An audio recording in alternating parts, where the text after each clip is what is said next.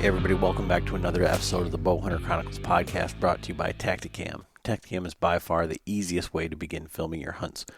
Whether it's the budget-friendly solo or the 4K 5.0, Tacticam has something for everyone. Check them out at tacticam.com. This year we are also partnered with Spartan Forge. And if you're like me, you've been hitting that refresh button on the App Store, on the Google Play Store, trying to figure out when this app is set to launch. They did submit everything for launch September 15th, and they are literally just waiting on approval from Apple. I'm not sure as far as Android, but I haven't had anybody reach out to me and say that they've got it just yet. So it is still out there working on it. But if you haven't heard, Spartan Forge is machine learning for the deer woods. It is using military intelligence to predict when and where to be in the woods. Go online on their Instagram and check out the screenshots from their amazing pro staff, Greg Litzinger, Garrett Prawl, Taylor Chamberlain, Johnny Stewart, all of these guys, Andy May, they're testing this. They're putting their feedback into making this the best, most comprehensive deer hunting app out there. And I'm just super excited to see this, and I really do feel for Bill for everything that's happened and gone on with this. But it's ready, and they are literally just waiting on approval. So it is very soon. And if you want, you can go online to SpartanForge.ai. They still may have a 14-day trial. If not, you can sign up, log in, get a 25% off code using Bowhunter and save a little bit of money there. But it is here. Unfortunately, some of the seasons have just started. But man, I'm super excited to see this launch, and no one could have expected the issues that they're running into right now. So SpartanForge.ai for Spartan Forge. And last week, we've had a couple different Patreons come on. Eric Loso out of Clare, and Morgan Timoney out of Irwin, North Carolina. So thank you so much. Patreon is a crowdfunding for creators. Can't thank you guys enough for that. Lots of different things going on there. We do quarterly giveaways. All that money that we get through Patreon helps us to host the show, to pay for the things that we do for editing. Gear. Right now I'm working on a podcast studio. If you haven't seen my Instagram, I shot a framing nail through my thumb last Thursday in trying to get the new studio all set and ready to up our video game and kind of create as much content as we can. We offer, we've got a great group in Marco Polo looking at some ways to expand that, but it's really nice to be able to see guys hunting in real time. It's like, it's literally like being firsthand watching YouTube on some of this stuff. Very excited for what the season's going to bring for that. And like I said, Patreon is just a crowdfunding for creators. If you want to support the show, you can go to patreon.com/Bowhunter Chronicles podcast, bowhunterchroniclespodcast.com, click the Patreon link. You can go on Instagram, and there's a link in the bio where you can check it out. But, we're partnered with Tacticam, so this quarter, and this is coming up, so this will launch. We will draw the giveaway the first week of October, so you basically got one more week to get signed up for this. And Tacticam's giving away one of their LR spotters, so it is basically a video camera that attaches to your spotting scope, and you zoom in on what you want through your spotting scope, and then you can digitally zoom in on the LR spotter and video. It's got all different sizes to fit on different spotting scopes. Super cool. They're giving one of those away for us. Base Map, we're partnered with Base Map. If you're not using GPS mapping software, Base Map is the best value out there. $30 for the entire year. And they've got hunt wind, so it sends out the wind cone where you can see your spots ahead of time, the wind that's there. Incredible mapping. You can download a couple of different sizes now. It used to be unlimited, but they changed that a little bit to give you a little bit higher resolution. A couple episodes back, we talked to Ed on that, but Base Map is giving away one of their pro packs, as well as a hat and shirt combo. And you can save 20% on Base Map by using code Chronicles. And I mean, it's $30 a year. Saving 20% makes it $24 for the entire year. That's $2 a month for the entire country, where some of the other ones you have to pay per state. So super value. It's just a great app. We love working with them. They're giving that away. Spartan Forge is giving away a 1-year subscription to their app now once it's launched. But again, you can go to spartanforge.ai and check that out, and you can use code Bowhunter to save some money there. But Latitude gave us one of their method saddles, same saddle that John's going to be hunting out of. And we love gear, and we love to give back, to you guys, to the Patreons. And this is a freaking amazing package that we're giving away here. So Latitude method and a saddle in itself, and we talked about it on the last podcast, will do you no good. There's lots of other costs that go along with that. So, but we don't want to be brand specific and just say, oh yeah, we're Latitude guys, or we're Trophy Line guys, or we're Tethered guys.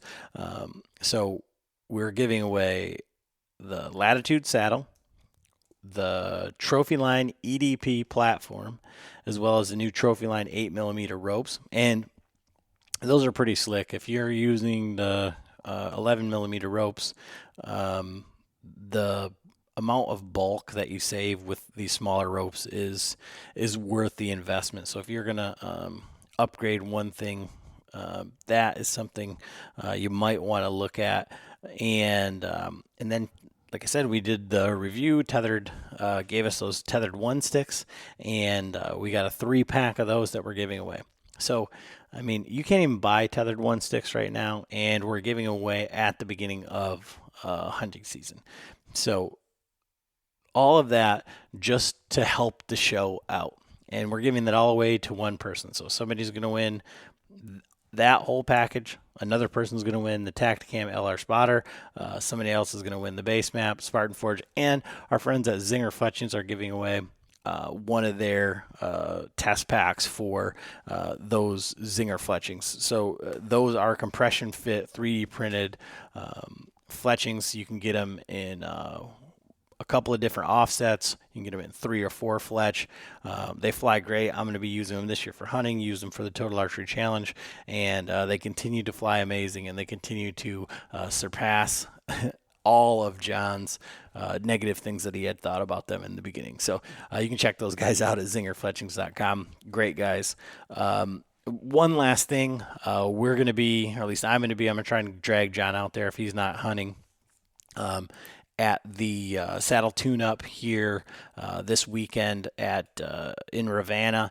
Genesis 3D Printing is putting together kind of like a saddle demo. There is literally like thousands of dollars worth of giveaways. There's so much stuff there. Lone Wolf Custom Gear, Tethered. There's rumors that Tethered is going to be launching a new product at this event. Trophy Line's giving away stuff. Latitude's giving away stuff. Tubor Saddles, another saddle company out of Michigan, they're going to be there. Just going to be a really great event. Dano from Eastern Woods. So if you are within, a couple hours drive and you got some time to spare on Saturday, I believe it's going to be 10 to 2, September 25th. Check that out at genesis3dprinting.com. But today's episode is super fun. I got asked to be on Jeremy's podcast, and I talked to him a little bit previously, and he had just killed, he spot and stalked an antelope, as well as his second biggest deer yet. I think it's a 142, something like that. Shot it at 6 yards, and just a fun podcast to do together. So go show Jeremy some love at Going for Broke Outdoors, and thanks everybody as always for listening, and enjoy the episode. All right, well, today I'm joined by Adam Miller from the Bowhunter Chronicles podcast. Adam, how are you doing today? Wait a minute. I thought that this was the Bowhunter Chronicles podcast, and I was joined today by Jeremy Gillespie from Going for Broke podcasts. What? It is a bit confusing. What? Who set this up? What are we doing here? That's a good question. I just had a calendar invite, so I thought I set it up, but maybe you set it up. Oh my gosh. I said, from the get-go, I've always been the world's worst bow hunter. However, that may take a second fiddle to the world's worst scheduler. I'm pretty good at podcasting. I'm great at talking. Scheduling all of the minutia, terrible. So it's probably on me, Jeremy, because you're much more professional in our dealings than me. I can tell you that. Well, whoever set it up and however we got here, I'm glad to have you on today. And Adam, for people that aren't familiar with your podcast, which I imagine quite a few people that are listening to mine are also listening to yours, but give me a brief summary of your podcast, kind of how you got started and what your target audience is on that. Yeah, I think we kind of have like some sort of crossover, I'd imagine. So back in, I don't know, like you think back to the boom of the hunting podcast, but like 2017, there was like Joe Rogan, and he was having John Dudley and Cameron Haynes, and he's telling everybody that they need to start a bow hunting podcast, and start any podcast. My wife's family is like. My father-in-law is like Grizzly Adams. He's like this murderous deer slayer guy, and he doesn't kill big bucks. He's not like one of these Dan Infalt type guys. He's a straight up opportunist, shoots deer, and her cousins are the same way, and they're not that much older than me. So got to listening to these podcasts, blah blah blah. Started looking for hunting podcasts, and there wasn't anything like that represented like us, like, public land, hunting from climbers, running all over. And so we're like, all right, we're going to start a podcast.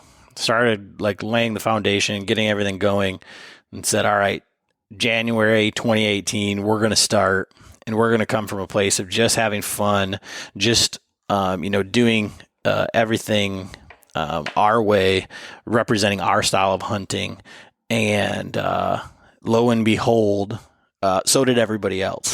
So like right at that time, you talk about the amount of guys that are out there that have hunting podcasts and that like now are just public land, and the people that have come after us and everything. And the working class bow hunter was around, and they certainly kind of like represent the same demographic, but they don't hunt Michigan. They're not really traveling out of state to find big bucks. They're running trail cameras, naming bucks, hunting set stands. And, there's nothing wrong with that, but it's just something that we couldn't relate to. And it was more, and we've talked with Kurt, and I don't feel like they are, like the TV style hunters. But I do feel like, for the guys that only hunt public land or hunt like, the combat style hunting in Michigan or Pennsylvania or, that sort of, that's kind of where people gravitate towards us. And then we come at it from like, you heard in the intro or like our little thing in the beginning there, like, I come at it from like the world's worst bow hunter. So I'm learning along with my listeners and I'm trying to, answer their questions. I take every podcast from the listener's perspective rather than, look at me, I have a podcast and look how great I am. So we're not pretending to be anything that we aren't, other than maybe, we don't give ourselves enough credit, I would say. Yeah, sure. And I think that's the interesting perspective, and that does benefit the listener, is to come at it. And that's what I try to do too. And that was a big reason I got into podcasting, because I listened to, and not a wide range, but I'd listened to some here and there, and I'm not going to mention any by name, but I felt a lot of them were lacking like good quality follow-up questions because, and I'm sure you've experienced this as a host too, sometimes a guy will give you an answer and he knows exactly what he's talking about, but he doesn't give the detail. And I wanted to be a host that's really sussing out the detail, asking those follow-up questions that like get down to the minutia, like why did you do that? Or what did that tell you? You know what I mean? And I felt like that was lacking in some of the other podcasts. And that was kind of the angle that I wanted to take as a host. Yeah. For like, I go into every podcast. I try to do as much research as I can, and I have a fair idea of like how I want to talk about it. But in reality, as we're there, I pretend like I know nothing of like what they're talking about. Like if you're going to talk to Dan Infault and you've never heard of Dan Infault, then he's going to talk about buck beds and leeward ridges and things like that. And, if you're listening for the first time, you're going to be like, well, what the hell is that? Or, Sure. So to get that level of detail, I can totally relate to that. Well, that's kind of one of the next questions I was interested in talking to you about, because you've been doing this for quite a bit longer than I have. I just started last year, late to the party as usual. But do you think being a host and talking to all these different hunters, how has that helped you grow as a hunter specifically? Well, so 2014, I think it was 2014. Like I killed the biggest buck of my life. No, maybe it was since then, somewhere in there, 2014, 2015. I don't know. I killed a giant buck in Ohio. And, giant is relative for everybody, but this buck is like, we green scored him at 150 and 5/8. So that's like, a giant to me. So, I haven't had him officially scored or anything. Like he's just really big. And so I didn't do that by like skill or anything. It was just kind of like luck. And then like not really followed up on that. I think, the next couple of years were nothing. I think I was kind of getting better as a hunter as I entered like the 2017 season, and I had like tons of time off, and I think in 7 days I missed like 7 deer or something. Oh no! Oh no! I wounded two, like. It was the worst season ever. And here I am thinking like, okay, I'm going to go into this podcast. I've got all this time off. I'm going to, and I put myself in, I got all these opportunities, and none of these were like good bucks or anything exciting. They were just deer. But getting into this is just like, if you want to like dive down that like deep dive, like rabbit hole. And I've heard you talk about like, your changes, like once you got onto like the hunting beast and everything like that. Like before I started the podcast is when I found the hunting beast, and I was like looking on there, but I didn't have the time or the patience or like the, I don't know what the word is. Like I just didn't kind of have like the stick-to-itiveness or persistence, I guess, to like weed through all of those. So in the podcast, like I just seek out everybody that I think can help me, and I can ask those questions and ask them, and then go back and listen to them. And then in doing the research on the guests, I'm learning all this stuff. And then once you hear it, at least for me, and then you can think back, and I think that's why podcasts to me are like so valuable, is because it's more of a passive way of learning. So I can do it while I'm mowing the lawn or at the gym or, driving to and from work, whatever. I can listen to it. And then if you're actually listening and you think back to like these other hunts, like on the things that you did, like you encountered a deer or like whatever, and prior to speaking to any of these guys or talking, getting to ask the questions, and I think that's one of the things that's really helped me, is being able to ask my own questions and put it from a listener perspective, because it helps everybody, I feel like, but it is very self-serving.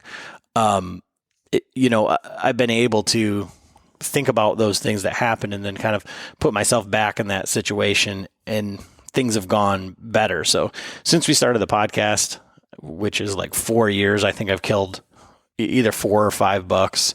I've killed my 2 biggest bucks in Michigan. I've tagged out for the first year ever in Michigan on bucks, and you can kill 2 bucks in Michigan. So it's been a great tool. Now, without the podcast, would I have had the same success just as like a listener and not being on the active side of that? I don't know, but it's definitely changed the way that I approach hunting. And if for nothing else, not necessarily that I feel like any pressure to have to kill a buck of this size or that, but it's very much an accountability piece, because I feel like if you're going to talk to Dan Eberhard or I'm sorry, Dan Infalt, John Eberhard, Andy May, like these guys that like live and breathe deer hunting. And that's what I found, is a lot of the guys that are successful killers on big deer year in, year out, multiple states, they're spending, anywhere from 200 to 300 days a year in the field scouting and hunting. And I've listened to a lot of podcasts where guys that don't have the passion for it are trying to ask questions to these guys that are, 100% all in all the time. And it's just not the same. So I think for me, it's just more of like an accountability piece to make the hunt and the conversation authentic, if that makes sense. Yeah, absolutely. And I can relate to a lot of what you said. I took some notes here and a few things specifically. So I think we have a lot in common on the origin of the podcast. Like I said, there's a few things I wanted to do as far as asking follow-up questions, but I also joke around that I started a podcast just to have a reason to call all these great hunters and pick their brains. And that's at least partially true. And it sounds like it is for you also. Well, you're on the wrong, you dialed the wrong number, pal. Like this is not, you are not in the presence of a great hunter or even a good hunter. I'm a mediocre hunter. Well, I'm also trying to learn to be a better podcast host, and I think you guys are doing a great job there. So I am dialing the right number to learn. Maybe it's not to kill a booner, but I'm still dialing the right number. Yeah, well, yeah, I appreciate that. And, so I guess I could flip that on you and say, from your perspective, where there is all of these, I think there's a lot of really good podcasts, but I do also think that there's a lot of fluff out there. When I've helped a lot of guys set up podcasts and guys that have started, and I put myself out there to help as many people because if as you get into this, if you haven't found out already, the networking is incredible. So the more conversations that you're in, the more people that you talk to, the more people that you help, that's going to be reciprocated, right? But there's so many people that get in it and say, well, how do you make money? And like, I just want to get like a whole bunch of sponsors like these guys and this, and, I probably wouldn't shoot bows from like this company or that company. I'm like, man, you are 100% in this for the wrong reason. Yeah. Yeah, So, exactly.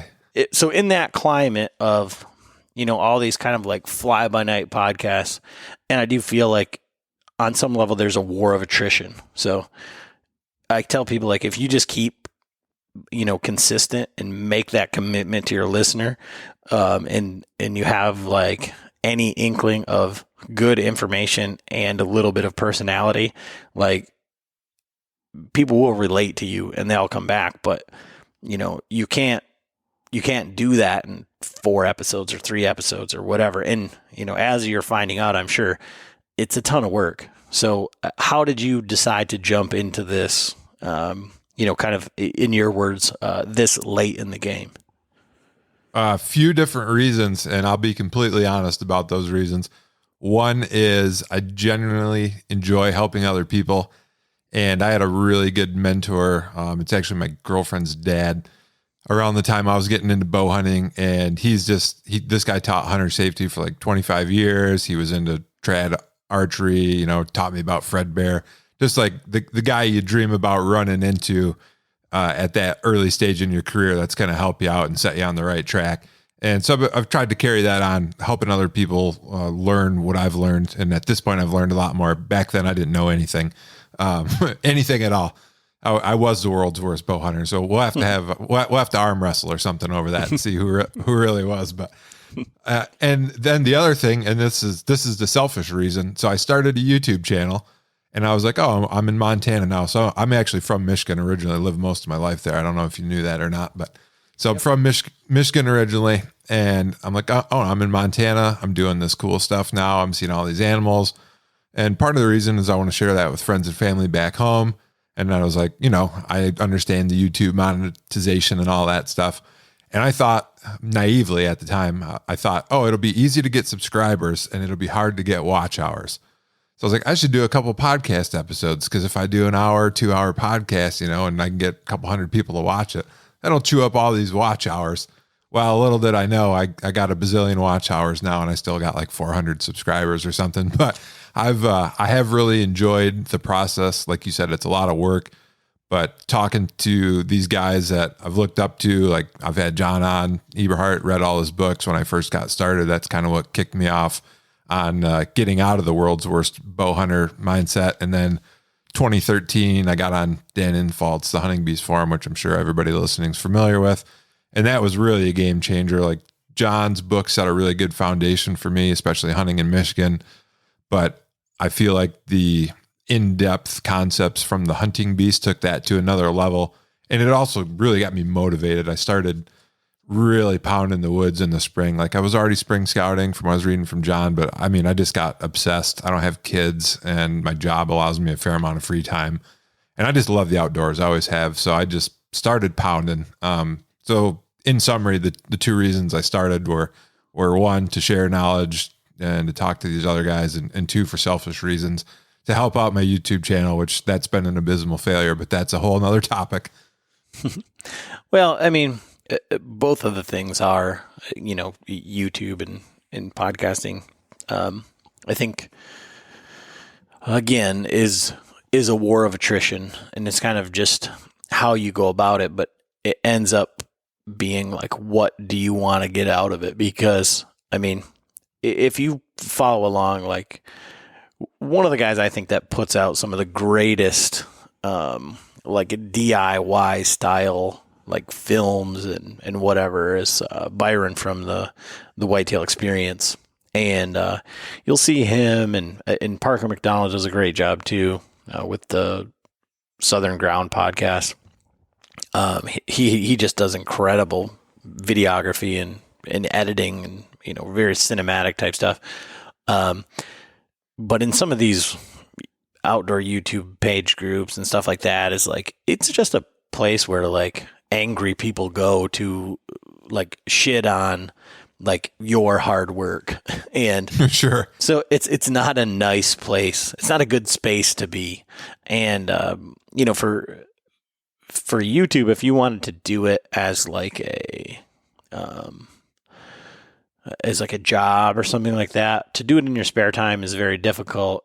But you have to also look at, and I'm sure that you have, and if you haven't come to this realization, like this will really hurt your feelings. Anytime you're like trying to work on something on your car and you've got some guy with a shitty cell phone, like video, like he's holding it in his mouth and like whatever, but he shows you how to, replace that coolant sensor or something, and you look and that's got like 30,000 or 50,000 or 200,000 views, because maybe it's the only video in that, and you're like, man, I'm putting out all this great information and like I'm doing all this work, I'm doing all this editing, and I got like 13 views. And it's like you could, if YouTube was your thing and you just wanted to do that, you'd be so much better off to just do like fix it shit around your house, or do like a vlog, or like start a kids channel and just make shit out of clay. Like right. it's such a difficult, like, you have to be in it, like in this portion of it, for like the right reasons, I think. Yeah. For passion. And going back to what you were just saying, the thing that always comes to mind, and it's not because I'm a Cam Hanes fanboy, but I do like his saying, nobody cares, work harder. And that's just what I keep telling myself for deer hunting and podcasting. Like, nobody cares about you. Nobody cares what you're doing. That's fine. Keep doing it. Sooner or later, somebody will take notice. Yeah. And I feel like from that perspective, like on the hunting thing, like for me, I feel, I was told once, that hunting is a jealous man's sport. And like, to me, I was like completely baffled by that, because I love like the deer camp mentality. I love like being able to share it with somebody. Like the buck that I shot this year is like, or for 2020 was like right just under 100-inch Michigan 8-point. My father-in-law, who I do a lot of hunting with, and his hunting partner, we're going out of town. I was hunting by myself, and my pod co-host John, my podcast co-host there, I called him and he was able to come out and help me. But like, I was hunting by myself. After I shot it, I was like, awesome. What do I do now? Like, I couldn't share. There was nothing to share it with. Nobody to share it with. It just was like, kind of like an empty feeling. I would have been way happier to be hunting with somebody as like a group and have them shoot a deer. But I think about like, you have to have like your own expectations, because, there's always somebody with better property, with more time, with more money, with more access to bigger deer. Like, you shoot like your deer of a lifetime. Like I said, my 150s, like I don't expect to shoot another deer bigger than that. And to me, that's a giant. But like, there's guys that are like, yeah, I'm passing 150s because, there's 200s out there. And it's like boats or cars or whatever. Like, there's always going to be a bigger one. It doesn't matter like how, whatever you think you have. So if you're concerned with anything other than the hunt and like the feeling that you get from like being outdoors and like being successful on, one of the most memorable deer I've ever killed, and I killed it in the time frame of this podcast, is a little, I don't know, probably if I scored him, it would be like 45-inch 6-point or something. But that deer means more or just as much as, the two bigger deer that I've killed in Michigan, just circumstances. But the same could be said with a podcast. It's like, our podcast does well, but we don't do YouTube numbers, and we're not Meat Eater or anything like that. So it's like, who am I really up against? Like, who's my competition? It's just, I just got to be better every episode, every day, every hunt, every sit, to meet the goals that I set for myself. And, everybody else can piss off. Right. Now that the end sentence there resonates with me a lot, because that's exactly what I'm about, and hunting specifically is I'm only in competition with myself. I started out again, we can arm wrestle, world's worst bow hunter. Didn't know anything, but man, I wanted to get a big deer so bad. And that's kind of where I started, like the whole journey from reading the books, getting on the forums. And now that I've got a few, it's like, I want to keep challenging myself. And however that happens, I got real lucky it was Sunday, got an antelope on a spot and stock hunt with my bow. And that was like a huge bucket list item.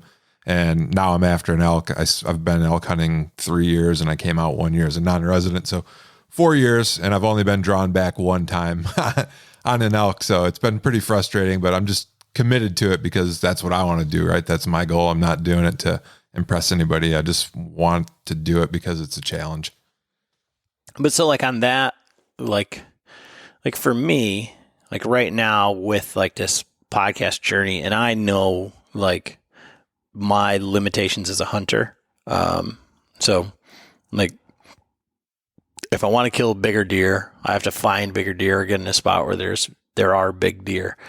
And like right now, that isn't like my goal. My goal is to go out and kind of like maintain like what I've been doing and become more consistent at the level that I am. Like I guess I just don't feel like confident enough that I'm ready to like take the jump or make the commitment as far as like chasing that next class of deer. Like here in Michigan, out of state is a completely different story. But I guess I really like am happy to help people and see other people succeed, and like, I don't want to say like, I need like the pats on the back or like the gratification, like, yeah, I helped them do that. But I do like to see people like that moment in their mind, like when it starts to click. You know what I mean? Like, so you talk about all this stuff on the podcast, you try to explain stuff to people. You kind of tell them what you're thinking or like whatever. And then that moment where they're like, I went and I did this because I listened to this or whatever. And then all of a sudden, I was able to harvest my first deer, or I was able to kill my first buck, or, I was able to find my first buck bed, and it was right where, it was supposed to be. And that was because of that. And I get more fulfillment out of that than like, because if every hunt I went out, and that's what I find interesting too about like these guys that are like incredibly successful, is they like have put in all the work to, and Jake Bush is a good example. I talked to him on Tuesday on a webinar, and he's put in so much time and so much work that he knows like where every one of these bucks bed on every wind. And so every time he walks into the woods, he fully expects to kill them immediately. Where I'm just not at that level yet. So I can't like, there would be a lot of like incredibly like anticlimactic and like let down hunts, if that makes sense.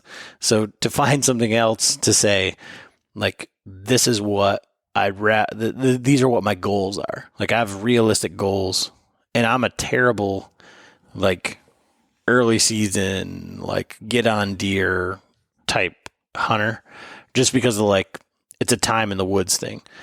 I don't commit that much time to, I mean, I do scouting, but I'm not scouting. This year, up to this point, I've probably scouted the entire year since January, maybe 30 or 40 days. So, I mean, it's not that I'm not out there and looking and scouting and doing my stuff, but I'm not at that level. So when it comes to the rut, I'm a much better rut hunter, because it's like I have no problem finding deer, and then just what I would call getting lucky on like where bucks are going to be, Yeah, I want to touch on quite a few things that you said there. And the first thing to be is long-winded. No problem. And I don't like to interrupt people. The first thing that I want to bring up, and this is especially true because I think we're both have audiences with a lot of newer hunters, is you talked about people learning from the podcast and then getting out there and doing it. And I'm sure you'll relate. Anybody I know that's deer hunted for any amount of time will relate. There's no replacement for experience, right? You can read the books, you can watch the videos, you can listen to the podcast, but you got to get out there and get your hands dirty.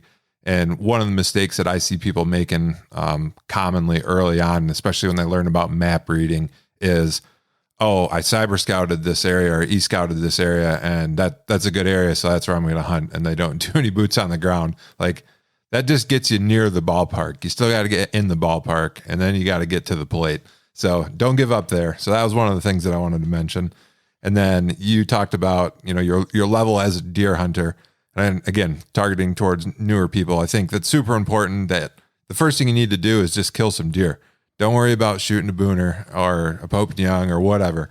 Shoot some deer, because I tell people this all the time. The time to learn when to draw on a deer is not when the deer of a lifetime is coming in, right? You want to have that experience already. So that's like, when I think about deer hunting, that's stage one. Just get your hands dirty. Get in there and shoot the first doe you see, or the spike or whatever. Don't worry about what anybody's going to say. You need to build that foundation. And then tier two, the way I think about deer hunting, is kill deer consistently. Okay, so maybe you got one spike or a doe, and then you didn't get a deer next year. Well, maybe years 2, 3, and 4, you kill some of those deer every year. And then, and this is personal, of course, if you want to, tier 3, you try to kill bigger deer. And maybe you don't kill those consistently at first, but you kill your first 2-year-old 8-point or a 3-year-old, and then maybe you don't for a year or two, and you go back to shooting the spike or the 6-point, whatever.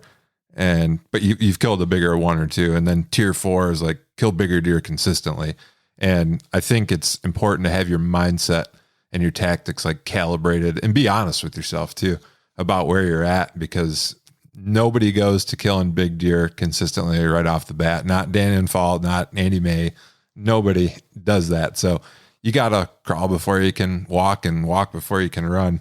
And then the last thing I wanted to touch on, you talked about Jake Bush and going in, and I've just learned about Jake Bush recently, so I don't know a ton about him, but I see his name popping up in social media all the time, so he must be doing good things.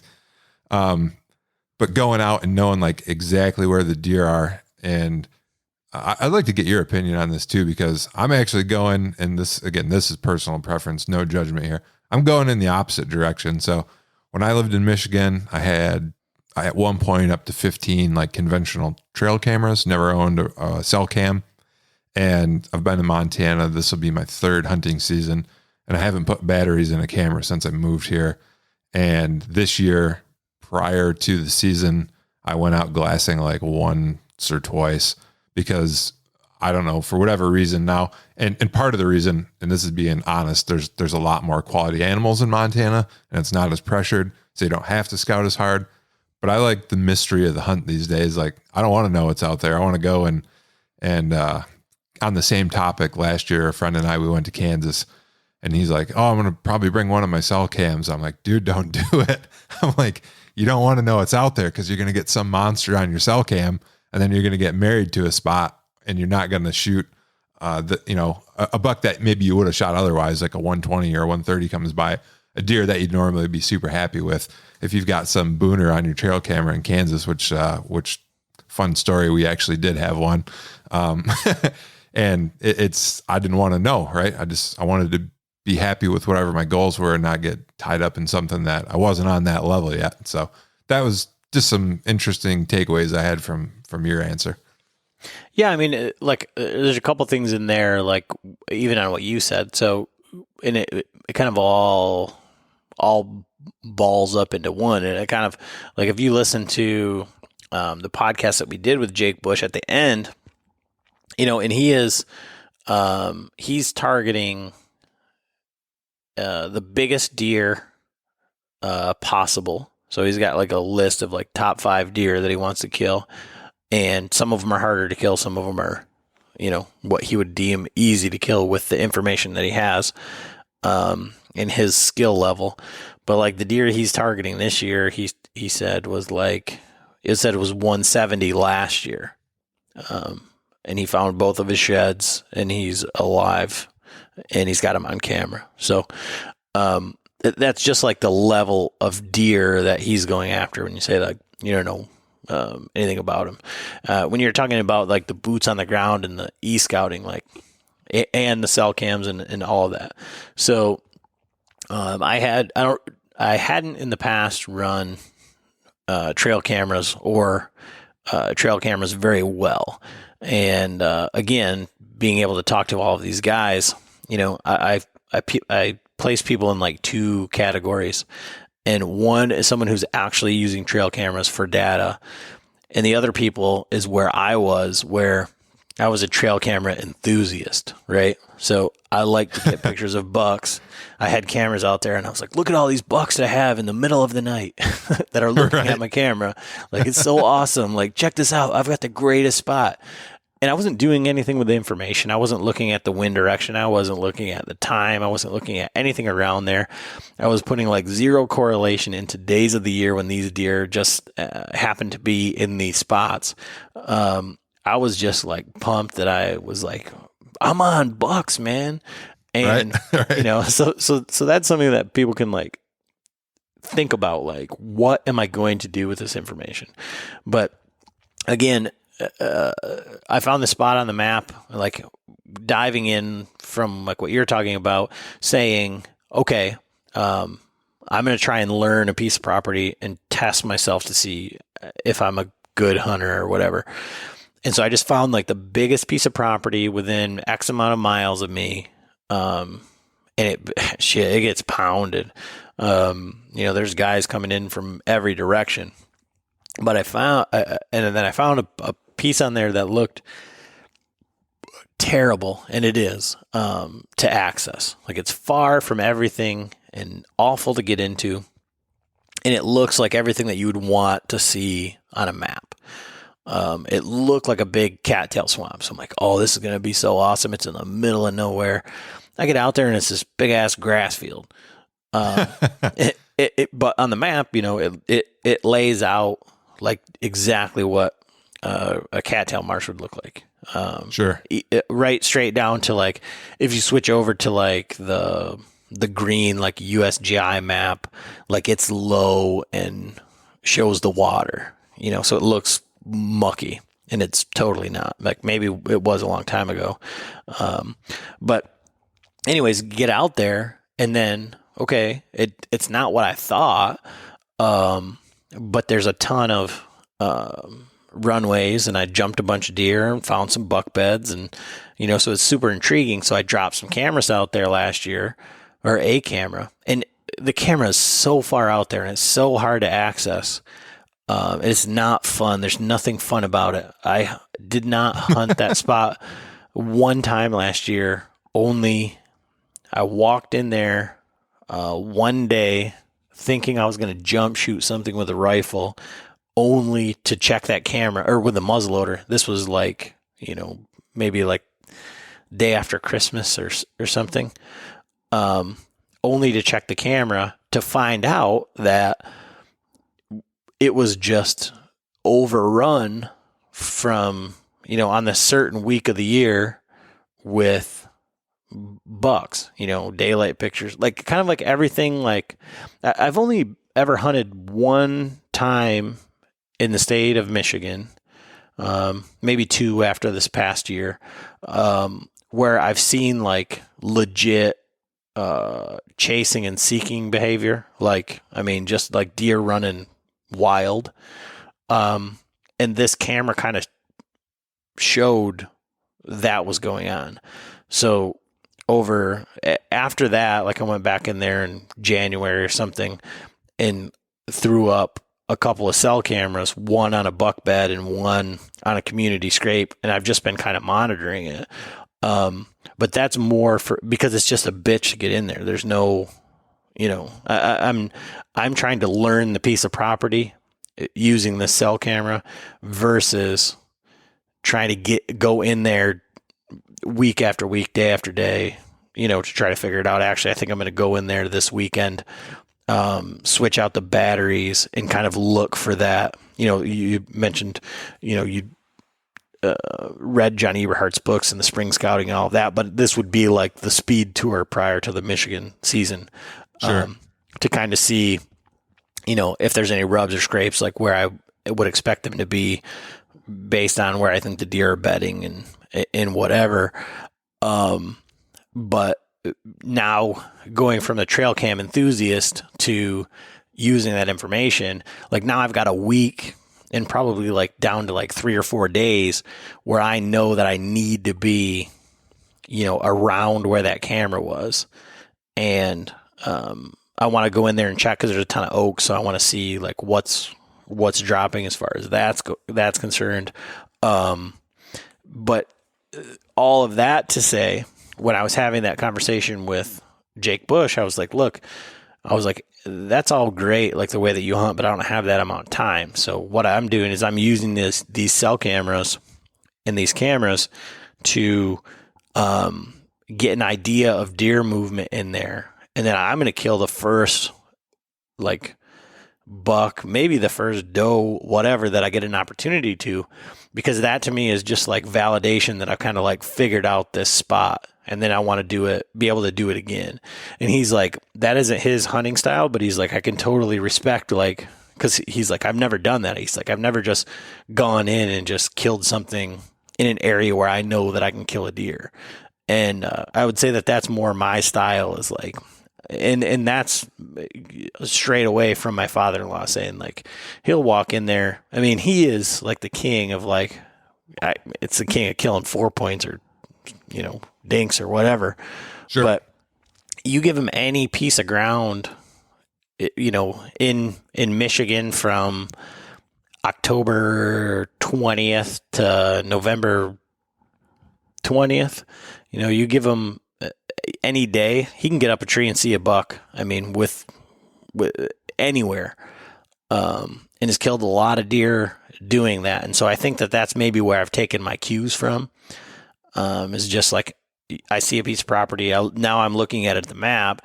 I'm listening in my head to, okay, this is where John Eberhart looks for. This is what Dan Infalt looks for. This is what Litzinger looks for. This is what Andy May looks for. And then you get in there on the ground and you say, okay, these are the spots. No. Okay, this one kind of melds everybody's together. And like, I think that that's why I'm a much better rut hunter, because it just, everything lines up. It's way easier. And I think also when you say like you go to Montana and you're not spending that much time, I mean, you guys are spending a lot of time shed hunting and out and about. That's true. But on the same token is like, I feel like I said, going out of state is a completely different animal, because you add in a little bit less pressure with a little bit better genetics or little more age class. And I mean, so for me or my father-in-law to get on 1.5-year-old deer or whatever, now you're getting on 2- and 3-year-old deer. We're not killing 6-year-old deer, but and my co-host there, John, he's got buddies out in Montana and been out there, and he's like, there's, the people out there hate whitetails for the most part. And his buddies outside of Bozeman, I don't know, 20, 30 miles, something like that. And he's like, there's like 130s like around every corner. They're just in people's yards and they're in the way, and they're like, kill them all. Yeah. So it's the least favored big game out here for whatever reason. It's the bottom of the totem pole. Yeah. So, I mean, it's a different thing. And like, you go to Ohio, where you can go to Southern Ohio, you can go to, I mean, even, Northern Ohio. And then if you head west towards Kentucky or wherever, there's just, it just seems to be bigger deer. They've got one buck tag. There's a lot of land, so you can kind of get away from people. You have, different topography. So if you're willing to work to get away from people, it's just not that hard to get on deer. No, Ohio and Kentucky, especially, the hills separate a lot of people that aren't willing to work that hard, and you only got to get over 1 or 2 big ridges and you lose most of the crowd. Yeah. And you talk about like, wherever you're at as a hunter or like whatever, like in 2019, the buck that I killed was a weird ass 4-point or spike with brow tines, which was my first kill from a saddle and the first kill on video. And the only reason I shot him was because I wanted to get I've been trying for like 3 years to kill something on camera. And I was like, well, this is my opportunity. And if I pass on this, it's like one of those jinx things. Like I should have, I could have, would have, blah, blah, blah. And then I went to Missouri and passed on I don't know, 85, 100-inch 8-point at 25 yards for 15 minutes, but I didn't have my camera set up, and I just didn't shoot them because I was waiting for something bigger, and I ate that tag. And, hindsight is like, I haven't killed enough deer around that range to be passing on them, but at the same time, it's like, I'm okay. It wasn't a bad pass, Yeah, I had the opposite experience early season this year. So I've been really trying to start self-filming. And last year I was on a really big mule deer early season. And the first night I saw it, I was on public land. This guy came in kind of at prime time in the evening and walked on a hillside and was silhouetted, and this buck saw him. I was like 80 yards from him. Not quite in range, but we're real close. And this guy spooked the deer off. So that was kind of a bummer. Well, the next morning I went in and I had my GoPro on my bow, which isn't the ideal self-filming, but I hunt from the ground a lot. So it's easier than a camera arm or a tripod.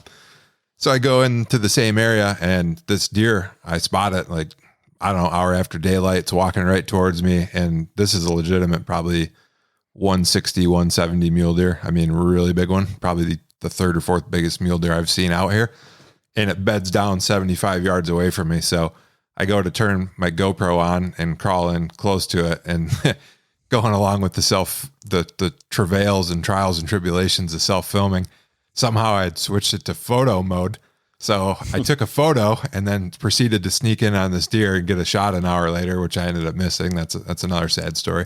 But, so I missed this deer. And then this year I get on, a good whitetail, and on the way out from my truck, I know I'd put a brand new battery in the GoPro, and I use their app. It's called Quick. That's how you turn your GoPro on and off from your phone, because I like to turn the camera on, and then so I don't have to reach up to my head, because I've got it head mounted this year. I'm going to turn it on. I'm going to turn it on and off via my phone app. So if I'm getting close to a deer, I can just slide it on in my pocket, hit the button. I don't got to move my arms all over. So this year I walk halfway out to my spot, which is like 2.5 miles. And I go to test the camera, and when I turn it on manually, so I turn the camera on manually on the camera, and then I check the app, it says the battery's dead. And I'm like, oh man, I must have put a dead battery, but I swore I charged them all.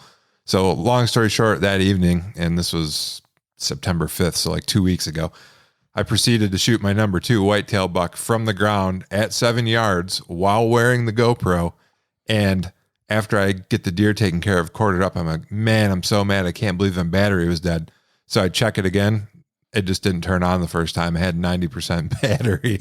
So just what an abysmal failure. And then I had a similar experience last week. I ended up shooting my first antelope last week. And antelope, have you ever hunted antelope at all? I've not, no.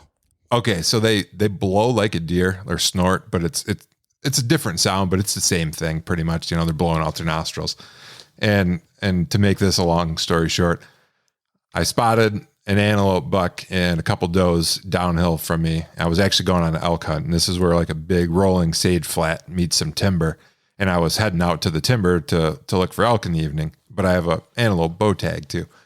So I see these antelope, and they're running uphill towards me, and I get on Onyx real quick, and they're probably 250, 300 yards away. And this draw that they disappear into goes uphill and kind of flattens out or heads out about, 80, 100 yards from where I'm at. So I think, I can run over there and blow this antelope stock, because I've blown 25 or 30 of them this fall already. So what's one more? And it'll only take a few minutes. So I go to cut him off, and as I'm getting over there, there's an antelope buck on the hill, and I'm quite sure it's not the same one. Well, he starts blowing. I think he's seen me and he's alarmed. So I get frustrated. I turn my camera off, and then I see these other ones come from uphill, and they run up to where this one's blowing. And I start walking back to the timber to elk hunt, and it's like 300 yards away. Well, I only make it about 50, maybe 75 yards, and then I hear one blow, and it's super close to me. And then I see them, they're running, because when antelope bucks rut, and they're running right now, like September's the antelope rut, they chase each other off like super fast, and they run each other around, like trying to run the rival bucks off. Anyways, this one buck ran another buck basically right to me, and I ended up shooting it at 30 yards. But because I was so frustrated that I was already busted, I had turned the camera off again. So I have like two of the coolest hunts I've ever had in my whole life while wearing a GoPro, and I don't have any footage of either one. It's pretty sad. Well, I mean, that is, I would say, not atypical for, trying to sell film. And, you think, oh, I'll do all this stuff. We'll put it on YouTube, all these things. And just like podcasts or whatever, the whole thing is like saturated. And so you don't get the traction that you want. So you're like, I'm not getting paid for this. It doesn't matter. It's a lot of work. Like, I'm carrying extra shit. Like, there's more. And that's why people abandon it, or you don't do all the other stuff. So, I mean, I'd imagine that you do, but like, let's say that you did get that stock and shot and all of that stuff. There's so many people that do that, and then that's all they have. So they have a GoPro shot for like the event, but they have no lead up, they have no B-roll, they have no, ending. And all this stuff is, it seems like it's so easy and we're just going to do this or whatever. But man, the amount of commitment and the amount of like letdown.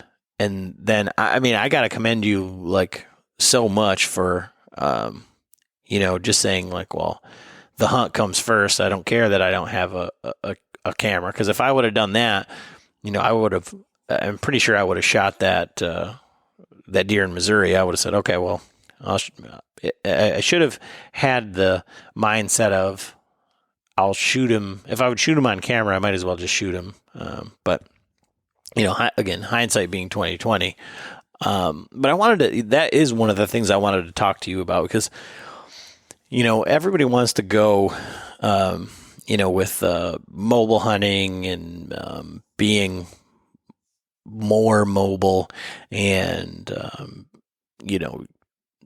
the very charismatic Zach from the Hunting Public, he's killing all of these deer from the ground.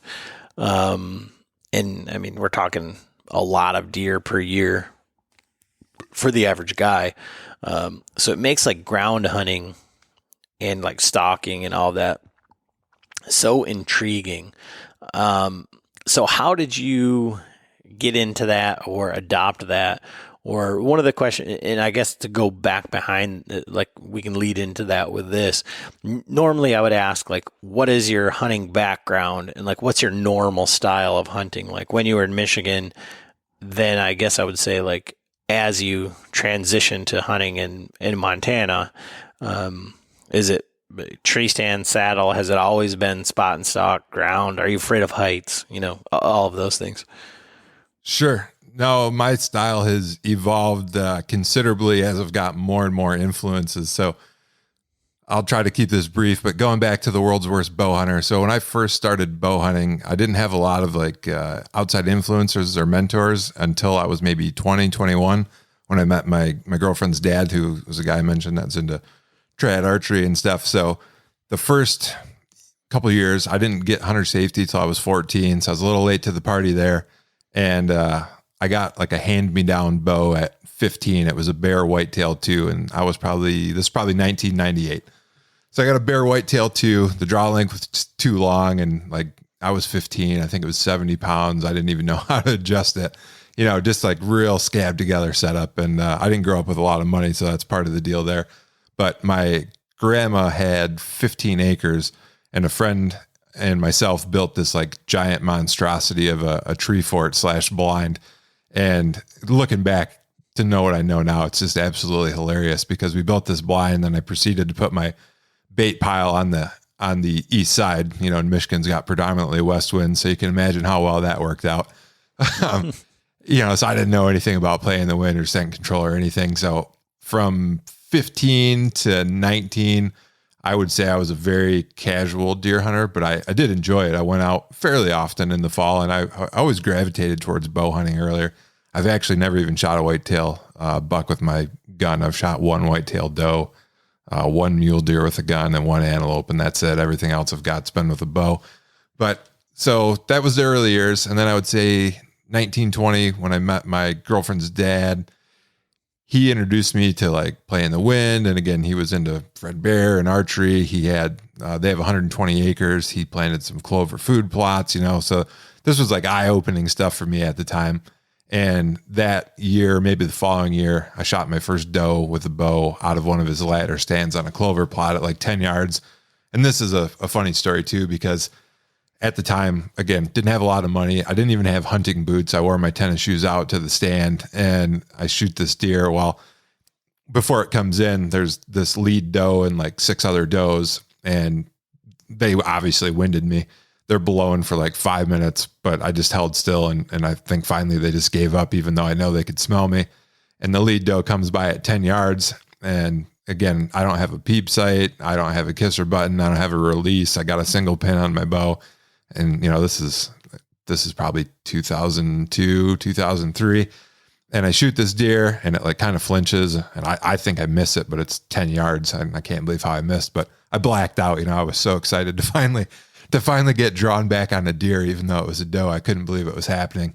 And 30 or 40 seconds later, all the other deer run off and this one's just standing there feeding. And then another 20 seconds, it tipped over. So I'd hit it like the back of the lungs and the liver, and it just died right there. And I couldn't believe it. So that was my first kill. And probably that's kind of how my deer hunting went for the next 4 or 5 years. I learned a lot more from a mentor there. Boyd is his name.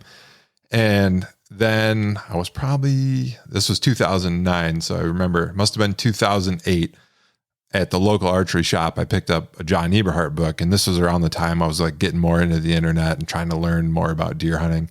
And I read the John Eberhart books, and that kind of blew my hair back too. I was like, oh man, I got to go out in the spring. I got to wear a scent lock.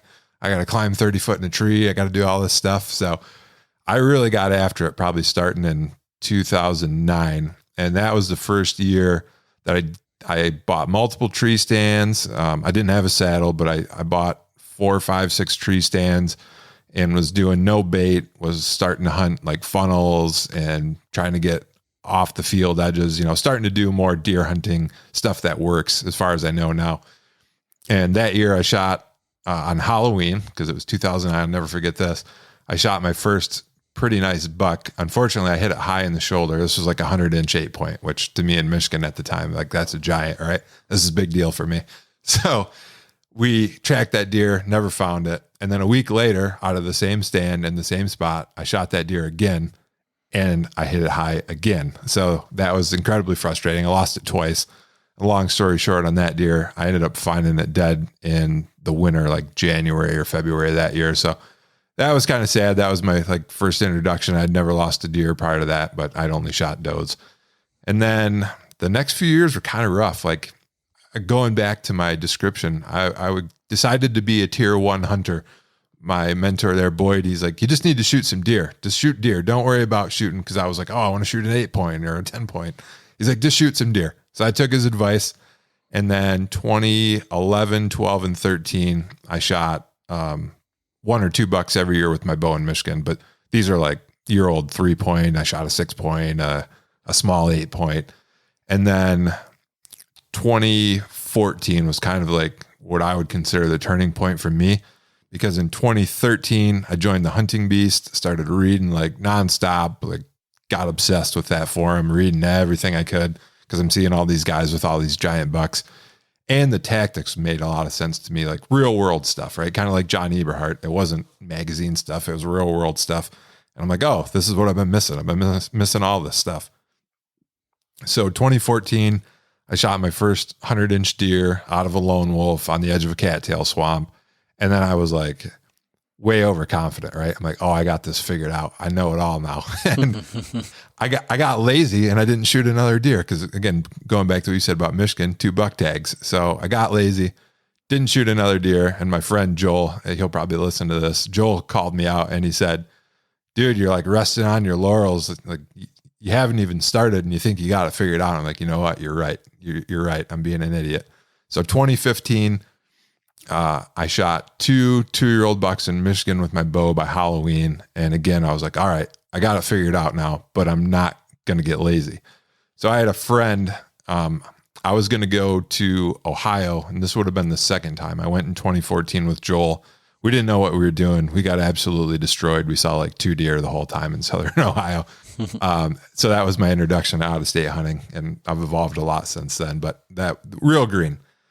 And then 2015, went to Ohio with another friend who had permission from a farmer. So this guy my friend owns like a feed store, grain store. And he had a farmer that they had sold stuff to, gates or something, like cattle gates in Ohio. Long story short, we got permission there. And my friend had been going down there for like 7 years, and great guy, but he's a Michigan hunter through and through, like sits corn pile. And that's what you got to do. You got to feed the deer. And this is hill country, Southern Ohio. So I had been reading the Hunting Beast, and I'm like, I know what I'm going to do. So this is literally how the story goes. We get down there. I've never been on the property. This is the first year I had Onyx. And we go in on his ATV in the dark, and he goes, I'm going this way. And he points to his left. And he goes, this guy owns 400 acres. He goes, you can go probably a half mile to the right, any direction, and just do whatever you want. I'm like, okay. So I had Onyx, and I knew where the boundary was. So I walk out in the dark, and I stop at the first rub I find, and it proceeds to rain. I get soaked. Later in the morning, I walk up the hill because I'm looking for that upper 1/3 from what I learned from Dan. And I'm looking for like the tops of draws where the deer movement's going to pinch down. And I find one, and I set up right over it, and there's like a fresh rub. And at noon, I see my first Pope and young deer I've ever seen. And it's like 10 yards behind me, but it ends up winding me and taking off. I'm like, oh man, I was so disappointed. So the following morning, I told my buddy, I'm like, hey, I saw a pretty good one. I'm going to move a little bit in the morning. And we got out a little bit late, and I was doing all hanging hunts at this point. So I climb up this hill with my lone wolf, and I hang it right at gray light. Like I'm getting in the stand right as it's getting legal light. I don't even have my jacket on yet. My bow is still on the ground with the bow rope tied. And I look up, and here comes a really nice deer. I'm like, holy crap. So I haul this bow up on my rope like I'm a starving man reeling up his first fish in a month, like just get this thing up the tree. I get an arrow on. I don't even have time to take the bow rope off the limb of my bow, and I shoot this deer, and it turns out to be my first Pope and young buck. So that was the time that I really realized the tactics from the Hunting Beast and all the things that I read were like definitely working. I got into an area I'd never been on, read some sign, read the topography on Onyx maps, got into a good area and made it happen. And that was just like, wow. So that was like where I really started to feel like, okay, I can do this. I can shoot big bucks. I can go out of state. I still was pretty green. So this is 6 years ago now, but to get into the ground hunting right around that time too, maybe 2016, I watched my first whitetail adrenaline video. I'm sure you're familiar with those. Yep. And I was like, oh, that looks insanely fun. And that fall, I had another group of friends that had permission on a farmer that had 6 different pieces in Kansas, and they were all together like 2,500 acres. He's like, hey, you want to go to Kansas? I'm like, sure. I don't know anything about Kansas. Never been there. Never hunted an open country terrain like that. So we go there, and that year I saw a legitimate, I think, Boone and Crockett, maybe a 160, but I'd say it was a 170, and saw it 2 days in a row. Never did get a shot at it.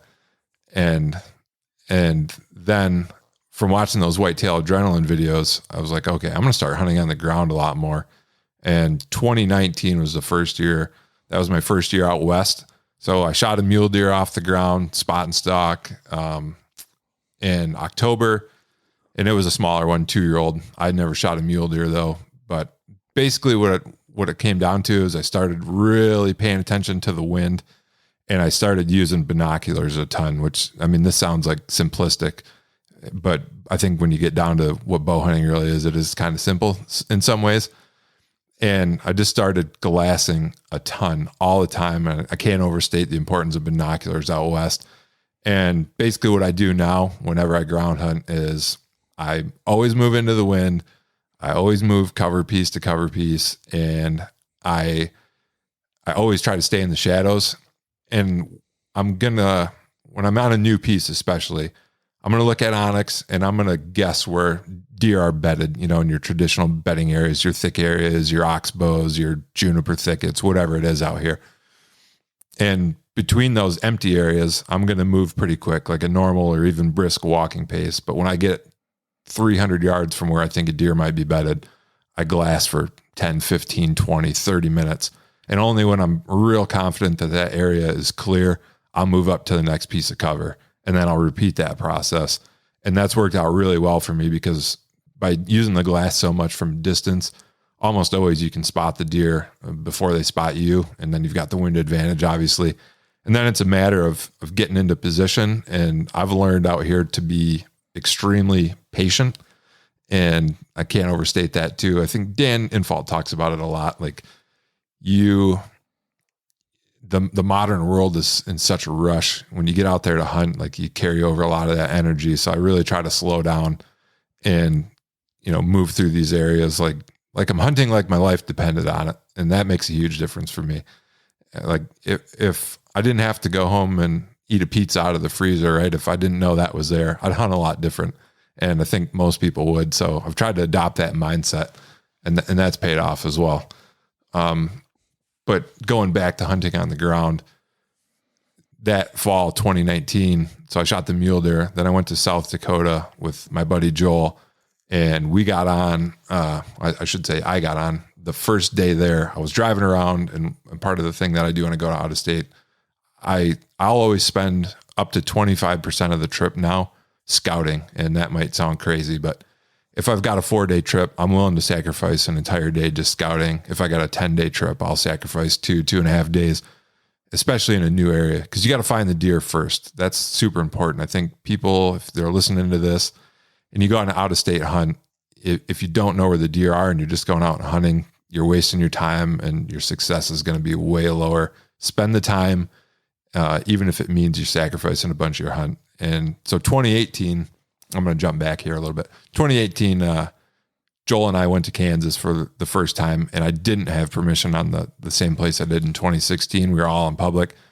and I never stopped scouting. We were there for like 6 or 7 days. I hunted like twice, but I found a ton of good areas. And then we went back last year in 2020, and I killed a deer on the second morning.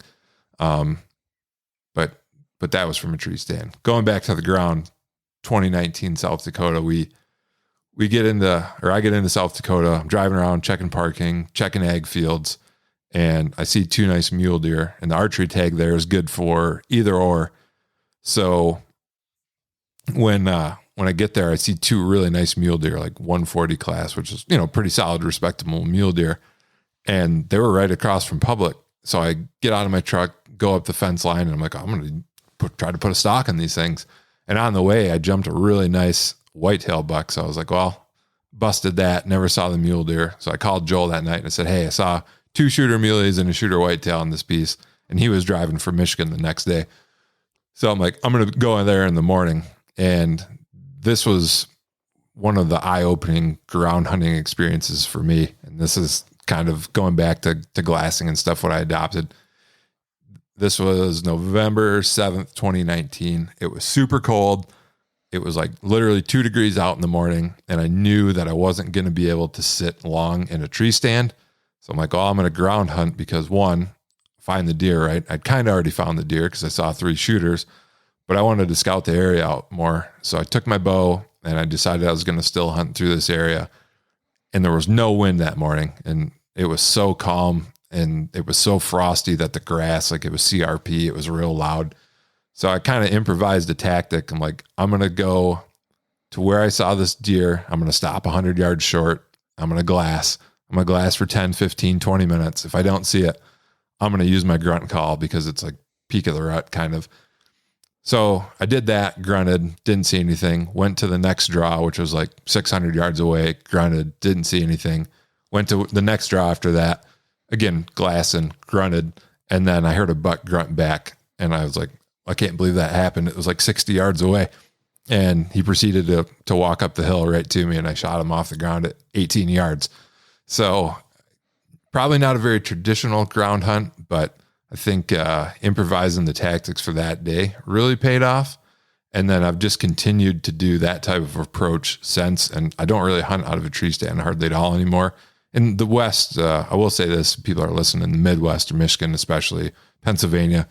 The West is a lot more conducive to ground hunting. So that's part of the reason I've had success. But everything I've shot almost since, with the exception of the one Kansas buck, has been off the ground. So that's a very long-winded answer, but that's how my evolution went from, tree fort to ground hunting and everything in between.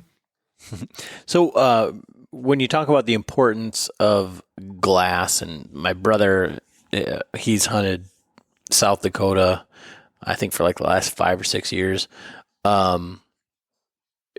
What are you using for binoculars? Like, what do you recommend? If you're going to be Western focused specifically, so that's a question I get from a lot of my friends that want to come out and hunt. Do I need a spotting scope? And my answer is almost always no. I would rather, for weight savings, especially too, because I cover a ton of ground. Like on a typical hunt where I don't get a deer, I might walk 8, 10, 12 miles in a day.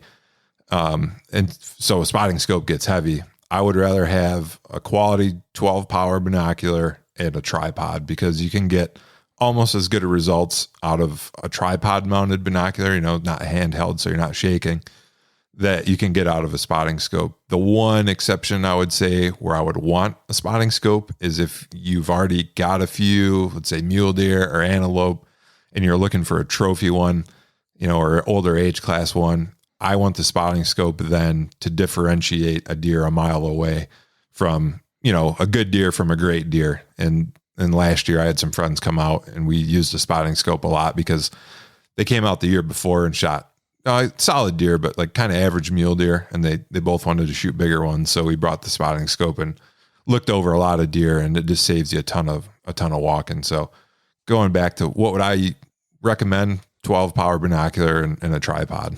And you don't need anything elaborate on the tripod, just something to hold your binos still. So in that instance, A, what binoculars are you using? And then B, are you using a tripod in the instance that you're talking about, where you're setting up for, 10 to 30 minutes, like in between, like, I guess as you're still hunting? Are you bringing in your tripod, setting it up, picking it up, stalking, setting it back up, or how are you doing that? That all depends on terrain. And so I'm almost always bringing the tripod. And to answer the binocular question, I use Vortex Razor. So it's not the current generation. I bought them, 2017, 2018. So it's like the generation before the current generation, but it's a high quality binocular. They weren't free. And so I'm using those. I'm always bringing the tripod, but to answer the question, am I always glassing off a tripod? No, that's terrain dependent. And again, a lot of times when I'm still hunting, I'm glassing anywhere from, 50 to 300 yards ahead. And in that case, the shake, from handheld isn't nearly as bad, or I'll lean on a tree, or you see a lot of guys putting the binos on the top cam of your bow to stabilize them. And no, I don't feel it's necessary there. Where I want the tripod is for extended range glassing, where I've got a good visual where I can see 500 yards plus, and the tripod's going to help me tell the difference between, is that a 3x3 mule deer buck or 4x4, or are the beams just kind of out there, or are they all the way out to the end of his face? So that detail at distance is really where you want the tripod. Okay. And so that's what you're talking about in terms of like terrain. So when you're looking over like real big, flat, open terrain would be more than like going through a bottom or going from drainage to drainage type deal. Yeah, exactly. And I'd be much more inclined with my style of hunting to use the tripod early on in the hunt, like day 1, day 2, day 3, where I'm covering a bunch of ground, again, trying to find the deer. And then once I've found them, not that I won't take the tripod with me, but once you're moving into the area and you think you're closing in on where those deer might be, then I'm using the tripod a lot less then. Okay. I'm trying to think. I had another question in there. But just based on here we go. So for you as a guy coming from Michigan, headed out west, and you've moved out there, what do you wish you would have done differently while you were in Michigan? Or if you were to come back to Michigan, how would you change your tactics that you had used previously? I would have left Michigan earlier. No, on a serious note though, everybody that hunts in Michigan, and I hunted there most of my life, everybody that has done it knows what a challenge it is to shoot a trophy animal. And,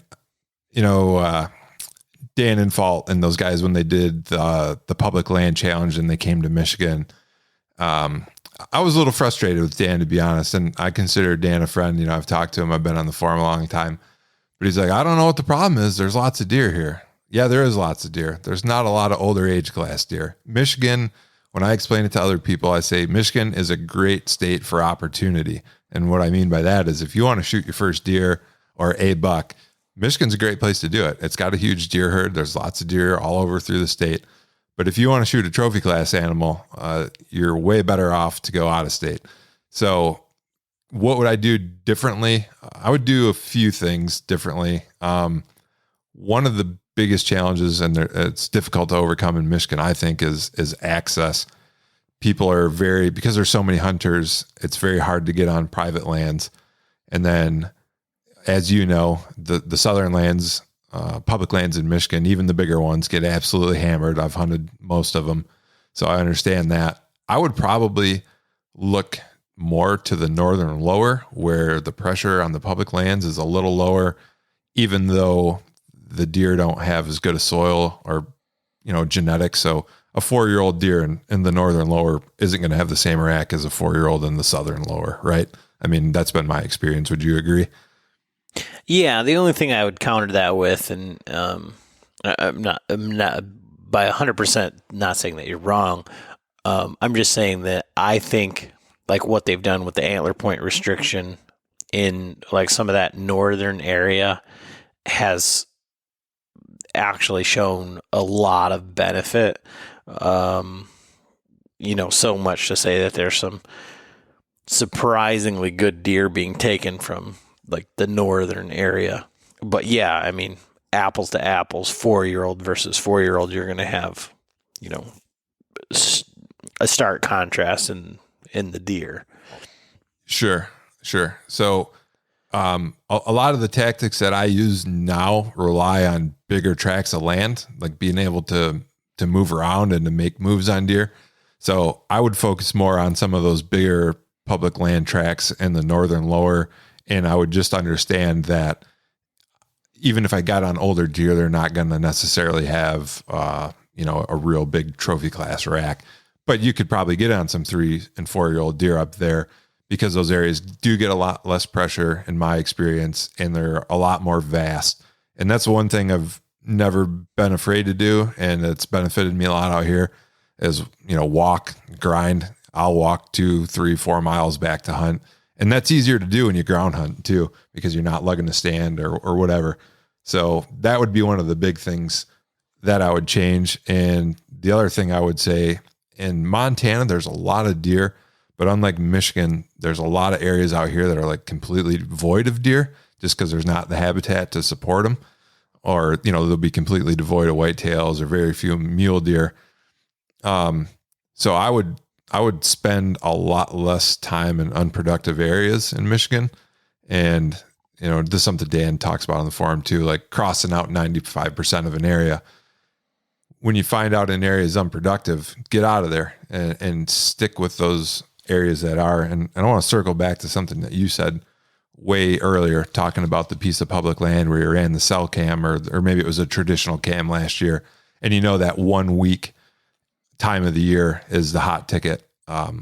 Log that stuff. In Michigan especially, it's super important. Keep a log that spot A is red hot from, whatever the date is, November 1st to November 5th. And almost always, unless there's major changes to the landscape, that area is going to be hot next year. And it's harder to find spots that are hot in early October, but right around the time that I was moving, I had found a few and that were productive for like 3 years in a row every year, early season.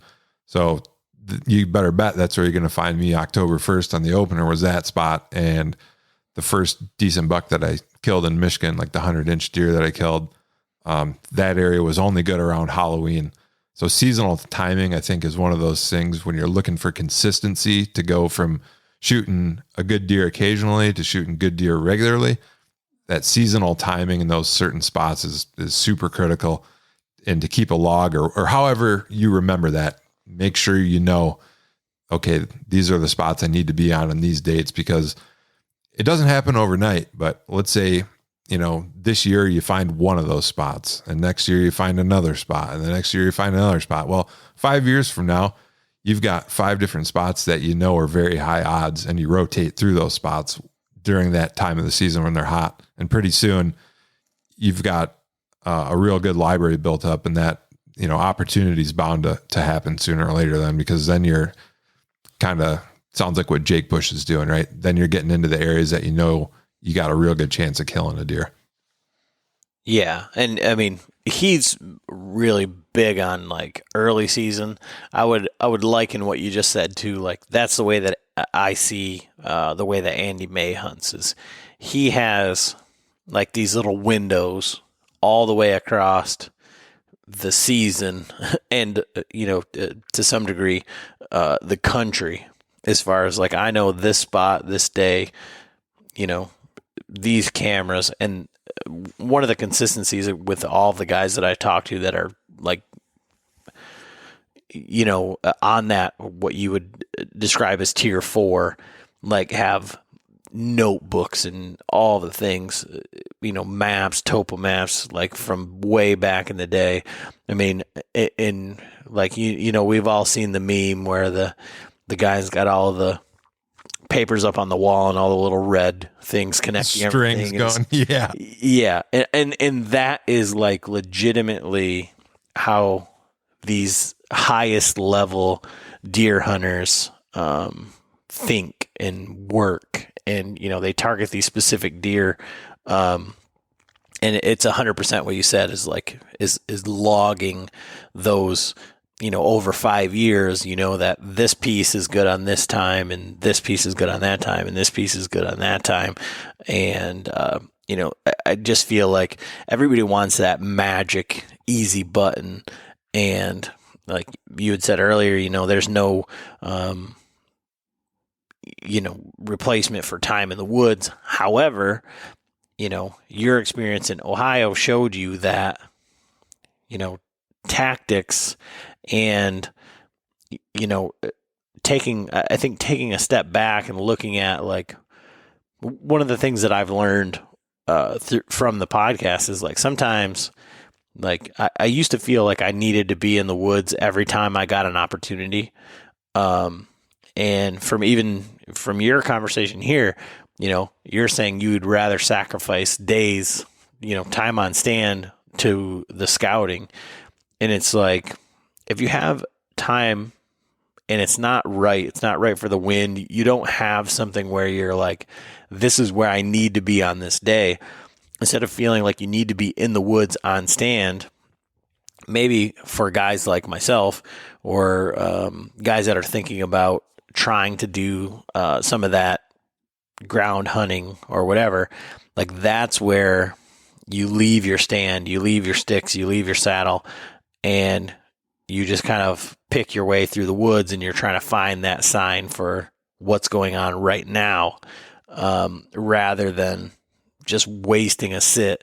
And that's one thing that I've learned. And again, like I have my own, like, I don't know, like mantras and things like that the way of thinking and the way that I view like hunting days or days in the woods. But I think the biggest thing that I've gained from the podcast is I've spent a lot more time on stand hoping that I see something. And I've spent a lot more time actually hunting and putting myself in a good situation instead of just saying like, I know deer cross over there, but my stand is here. Or the tree that I hunt is over here. So, man, I hope they come by. It's like, no, like we need to move. I need to get over there. I need to shift. I need to adjust. I need to be flexible instead of being so rigid and just saying, I need to hunt every day that I can, even if like I'm certain that I'm not going to see anything. But I think that that's one of the takeaways that I've had, from this whole thing and in this conversation today, Yeah, and I want to tell you a quick story to illustrate that point. I touched on briefly 2018. Joel and I went to Kansas, and that was the first year we hunted exclusively public, and I basically drove around the entire trip and hardly hunted at all. One of the things that I did discover while driving around was 2 or 3 really promising areas. And the one area was, Dan Infalt calls it dating the fat chick.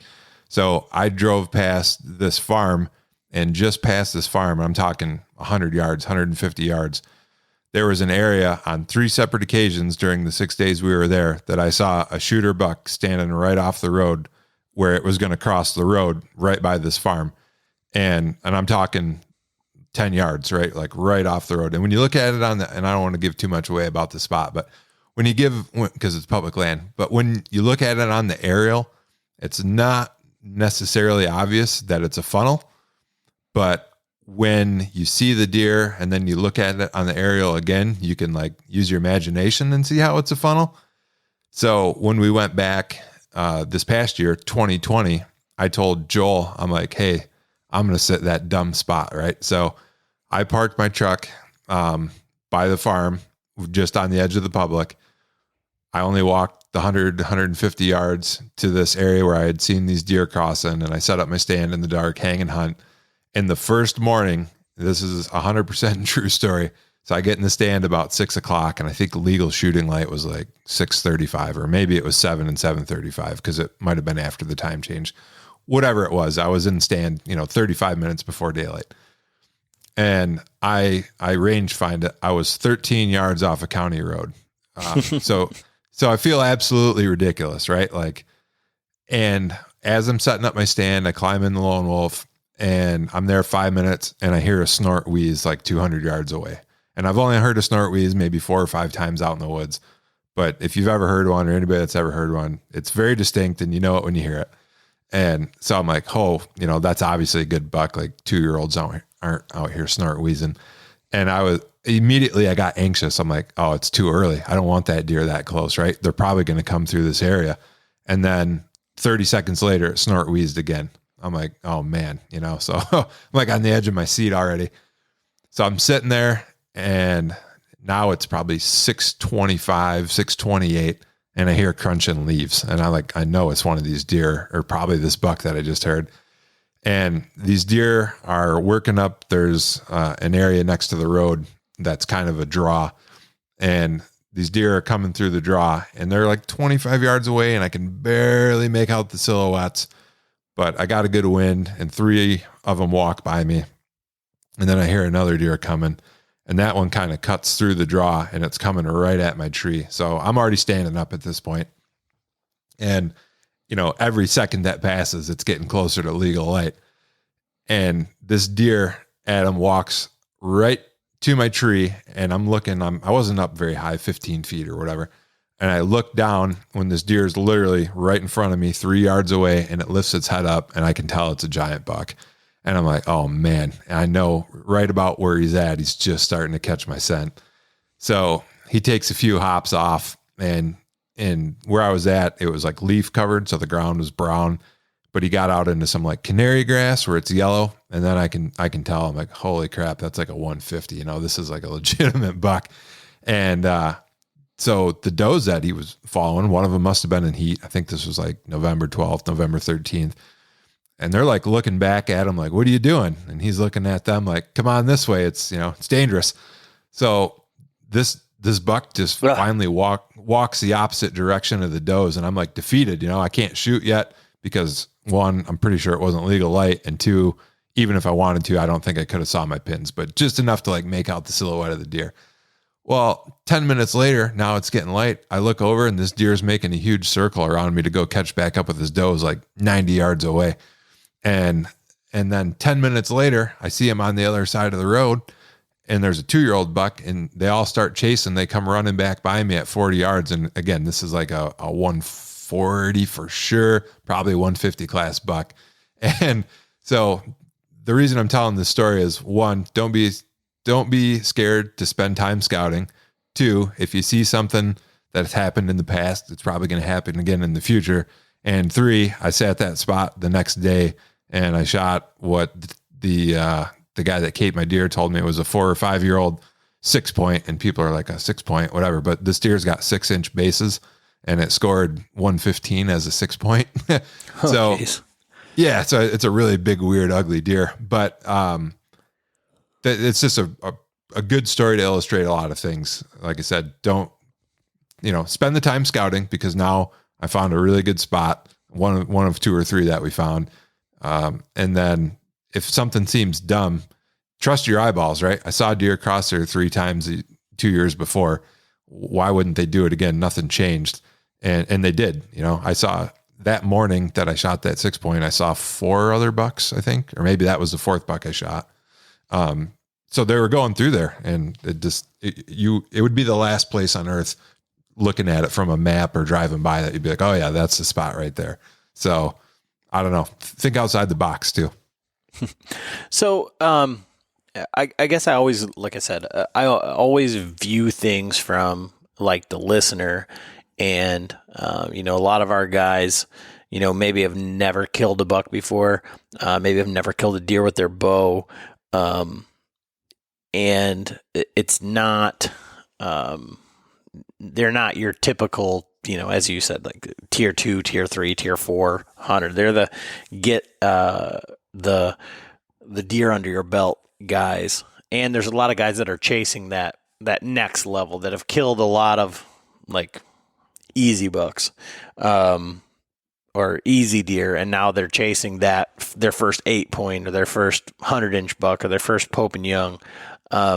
So I want to ask you it in this frame is like, what are your goals for the season? And like for those guys that are trying to, level up their, game, like what motivates you, or what has helped you like along the way? I feel like in a healthy, like introspective type way, versus like social media says everybody kills a 140. So that has to be the standard, if that makes sense. Yeah, absolutely. So my goals, and they've changed a bunch as my deer hunting's progressed, right? So initially my goal was shoot a deer, and then it was shoot a 2-year-old 8-point. And then it was tag 2 2-year-old 8-points with my bow in Michigan. And then it was shoot a Pope and Young. And now it's my goal currently, number 1, and I think it's easy to lose sight of this. Number 1 for me is still to have fun. I hunt because it's fun for me and I love it. And I don't ever set a goal that's going to make it not fun for me. And I've been on quite a few out-of-state hunts now. I don't know, 10, 12, quite a few. Hunted 6, 7 different states. And I've hunted with a lot of different people. And it's interesting to see what people's personalities do when you're struggling, and when I say when you're struggling as a group. And some people buckle down and grind harder, and some people fold, So I don't understand the people that aren't having a good time, even when you're not seeing deer, because I love new experiences. I love to travel, and I love to learn and figure things out. So I don't need to shoot a deer to have fun.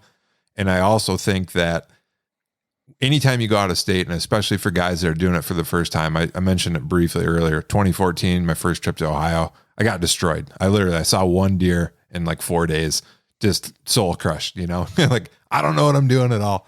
Just failed. Out of state hunting, I always tell people it's a marathon, not a sprint. And if you're going to go somewhere, do your research first. And some of the things I would recommend would be call the biologist, because you usually get pretty good information from a biologist. Maybe spend the $35 to register for Pope and Young, because they've got a really good online database where you can search by county. So let's say you're thinking about going to a North Dakota or South Dakota, get on there. And again, a lot of people don't register the deer, so this isn't foolproof, but use the resources like that and find an area that's got some bucks of the caliber you want to target, whether that's a 100-inch deer or 200-inch deer, whatever. Do your research. And you mentioned earlier, networking, and then figure out where you want to go first and make sure you're going to be in an area that's got what you want to deliver. But then commit to that area, I would say at a minimum for 2 years. Do your cyber scouting, go there, plan on just learning the first year. If you see a deer or shoot a deer, absolutely awesome. But go back a second time, because how I describe it to people is the second time, let's say you go on a 6-day hunt the first time. Well, when you go back, you're not starting at day 1, you're starting at day 7. All right. Go back to the same area, the same time of year, and you've got all those lessons and that foundation built up, where when you go back, you're going to be that much farther ahead of the game. So that's my advice on out-of-state hunting. And going back to goals, for me at this point, my goal is to shoot a deer that will be in my top 3. And I kind of developed this rule for myself because it keeps it fun and it keeps it challenging. So, when I had shot a 100-inch deer, top 3, that meant I could pretty much shoot anything. And I'm up to the point now where if I'm going to shoot another whitetail, it's got to be like a mid 130s. So that's still very doable, especially in Montana. I've got an Iowa tag this year, so I'm definitely hoping to get one there. But I haven't set my goal at like 200, right? Because that's unattainable for me as a normal guy hunting public land. And to get back to your question about what should a guy do that is maybe looking for his first deer or looking to shoot a little bit better, 2-3-year-old deer consistently, I would say that the 2 best things you can do is study. And one of the things I feel like that doesn't get talked about enough is like deer biology. I'm kind of a nerd, admittedly. And one of the things that's really helped me, and this isn't for everybody, so I'm not saying everybody go do this, but I actually read quite a few research papers. And if anybody wants to check out a great source for like research-based deer stuff, Penn State University's got their deer blog, PSU deer blog. If you Google it, it'll pop up. And I actually had the guy that runs that, Dwayne Diefenbach. He's the head researcher there. Had him on the podcast, a lot of great information. And they're doing like GPS telemetry studies. And you can find out empirical, real world data. What are deer doing? Not social media, not hearsay. Here's the facts, right? Here's a bunch of GPS deer collar studies over 5 years and 100 deer. So study, learn the animal. And then the best thing you can do is, besides study, is spend time in the woods.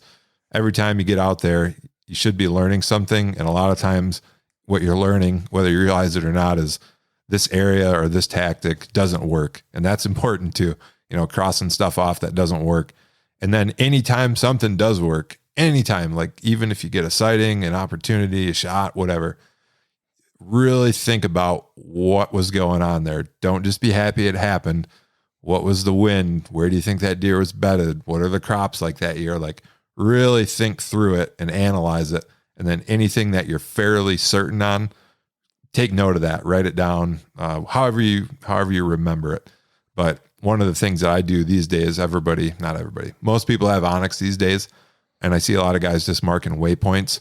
There's a notes section on Onyx, and my notes are pretty extensive now. Like if I see a deer, I write, okay, I saw this caliber deer, 120, 130, whatever it was at this time of day on this type of wind, and the crop was this, and I think he was coming from this area. I'm not just making a waypoint. I'm making a log. So when I'm in that area again in the future, especially on an out-of-state hunt, or if I'm traveling in-state to hunt, I can look at it and say, okay, here's where I saw deer before, and it was under these conditions. And it goes back to seasonal timing and being in the right area at the right time under the right conditions. And that's where I think you really start to get consistent success on whatever your goals are, whether that's more deer or bigger deer, whatever. It's putting in the time. Man, I think that's some great advice because, a lot of that is, maximizing your time that you're out there. and like with the notes is incredible, but like that deer blog, figuring out the animal and doing that side of research now may be somewhat time consuming, but you don't have to be in the woods to do it. So I would say that that's something that certainly doesn't get talked about that much. Now, I mean, this is your podcast, my podcast, all of that. I think I've kind of got all the questions that I wanted to have answered, other than I always ask, or we always ask, like one of the staples on our show is like, what is your bow setup? What are you shooting? Bow, arrows, broadhead, sight, all of that stuff. Sure. So I'm not a huge gear guy, but I do try to keep like my gear in good working order. And I probably upgrade my bow on average, like every 7 years. So the last bow I bought was in 2018. I finally got a real job about 2013 and was making a little bit of money. So I was excited to treat myself. So I bought a Hoyt Carbon RX1. That was the first new bow I'd ever bought. Everything else was either hand me down or used. So that was kind of a big deal for me. And so I bought that, and that was spendy, obviously. And let me stop right there and say, you don't need an expensive bow. I killed plenty of deer with, like I said, hand me downs or used bows that did just fine. So you do want a well-tuned bow. If you don't know how to tune your bow, go to an archery shop and have a pro staff guy help you, because I think it is important that your bow's, paper tuned and it's shooting properly. So make sure if you're going to spend money on anything, save a little money, buy a used bow, spend the money at the archery shop to get your setup tuned. Going through the rest of the bow, I am a big advocate of a multi-pin fixed sight. And part of that is because I ground hunt more, especially now. And I don't want to be messing with a slider. I think it's not as bad if you're in a tree stand or if you're only hunting 30 yards and under to have a single pin. But being out west, I really like a multi-fixed pin sight. So I run a Spot Hog. I don't even remember the name of it. Maybe it's the Hogget, I think is the name. Anyways, okay. It's a 5-pin sight, and it's on a dovetail. And I like the dovetail for 2 reasons. One, fits in my bow case. I can, push the sight all the way tight to my riser. And the second reason I like the dovetail is because I like my, the Spot Hog's got like a green ring around the pin guard, and you can adjust the dovetail to fit. So your pin guard fits perfectly inside your peep. So you get a good ring within a ring, if you know what I'm saying. Mm-hmm. So I like that. If I was going to buy a new sight now, I would actually probably go with like a 3-pin fixed with a 4th pin slider. So I do like that setup a lot, where you'd have like a 20, 30, 40 fixed. You'd have your slider set to, let's say 50, and then you could get range out to 65, 70, which in Michigan probably don't need that, but out west, especially on antelope, like I missed 2 antelope this year. My first 2 shots on antelope were like 63 and 70 yards, right? And that's probably sounds crazy, but when you're spotting stock antelope, it's incredibly hard to get even that close. So that's something I would want out west. I run a QAD rest. And one of the other things, and I actually had Garrett Prawl on last night on my podcast. That episode's not published yet, but it will be out soon. He did a really good video. I think it came out in like mid to late August about stabilizers. And he, Garrett does great content. So he's got like an accelerometer on his bow that maps out like a graph of his stability with these different stabilizers on it. And long story short, I think a stabilizer for accuracy, especially when you're getting like 40 yards and beyond, is one of the easiest and most inexpensive things a guy can do to improve his accuracy. I run a 12-inch bee stinger with a 2-ounce weight at the end, which is borderline getting clumsy for hunting. It's pretty long. It's not like target archery long where you're shooting a 30-inch bar or something, but a lot of guys are running, a 6-inch stabilizer that's essentially vibration dampening. I like a longer bar with some weight on it. And then let's see what else is on a bow. Tight spot quiver. And I shoot. The other thing that I did when I got my new bow set up in 2018 is I went to a thumb release, and I'm shooting a Stan Perfex which is an adjustable thumb style release. You can adjust the trigger tension. It's got 2 different size thumb barrels, the finger extensions. You can run it as a 2-finger, 3-finger, or 4-finger. So it's kind of a customizable modular. I like to describe it as the AR-15 of releases. You can customize it to however you want. And then for arrows, my arrows setup's pretty simple. I'm shooting Easton Axis 5 millimeters. I believe I'm shooting 300 spine on those. And I shoot a 50 grain brass insert with 125 grain slick trick broadhead. So nothing fancy. I do recommend cut on contact. I like those. Those just happen to fly well out of my bow. They're relatively cheap. And for whatever reason out here, a lot of tall grass, I don't recover a lot of my arrows. So I get pass-through shots and then they bury in 3 foot of CRP.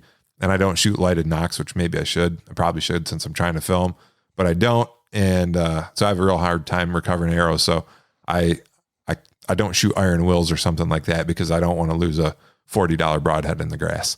Sure. Yeah. It's funny because for your listeners or for whoever, 2018, that is pretty much, with the exception of the sight and the rest, the identical setup as my co-host. And he's on his 3rd bow since that, and that is still by far his favorite bow setup. Hoyt, RX1, carbon, tight spot quiver, Easton Axis, and when we went out west, elk hunting was 125 grain slick tricks, and I know he had just a hair of weight up front. So, you hear me chuckle during that, but I'm very familiar with that setup. Yeah. And the one thing I guess I glossed over there is I think my total arrow weight is right about 480 grains. And I know the craze is heavier, but I wanted to find a setup that was a pretty good compromise all around arrow. Cause I don't want to switch arrows for antelope and elk. You know what I mean?